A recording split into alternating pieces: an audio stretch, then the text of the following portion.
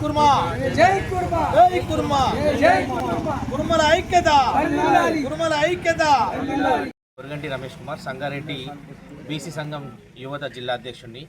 ముఖ్యంగా ఇక్కడికి ఈరోజు మాజీ మున్సిపల్ చైర్మన్ గారు మల్లయ్య గారు, అదేవిధంగా మా కుర్మ సంఘం సంగారెడ్డి జిల్లా అధ్యక్షులు నూతనంగా ఏర్పడ్డారు. అదేవిధంగా మా కార్పొరేటర్ పుష్ప నాగేష్ గారు తెలంగాణ కుర్మ సంఘంలో అతి ముఖ్యమైన పోస్టులోకి రావడం జరుగుతుంది.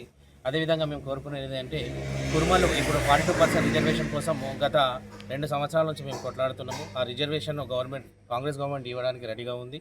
దానికి కొన్ని అఖిల పక్షాలైన బీఆర్ఎస్ పార్టీ, అదేవిధంగా సిపిఎం పార్టీ, బీజేపీ పార్టీ కూడా దానికి మద్దతు ఇచ్చేసి, ముఖ్యంగా మేము కోరుకునేది ఏంటంటే, కేంద్రం చేయవలసిన పని 9th షెడ్యూల్లో దీన్ని చేర్చడం వలన బీసీలకు 42% రిజర్వేషన్ వస్తుంది.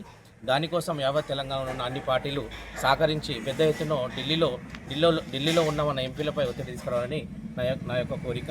ముఖ్యంగా అదేవిధంగా ఈ సర్పంచ్ ఎలక్షన్లో కుర్మ కులాలకు సంబంధించిన అందరూ నిలబడాలని చెప్పేసి, ఈ కుల అభివృద్ధి కోసం మీరు పాటుపడాలని.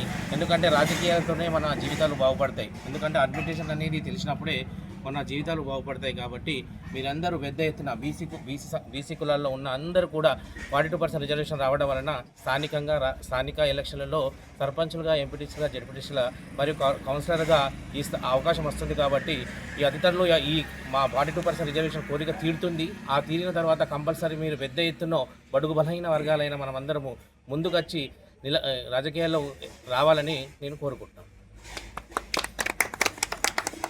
ఈరోజు నాయకులు అయినటువంటి జిల్లా అధ్యక్షుడిగా నూతనంగా ఎన్నుకోబడినటువంటి మల్లన్న గారు ఇక్కడికి రావడం, ఇక్కడ మన మండలంలో ఉన్నటువంటి కుల సోదరులు కలవడం, వాళ్ళందరికీ చూసినందుకు నేను చేస్తూ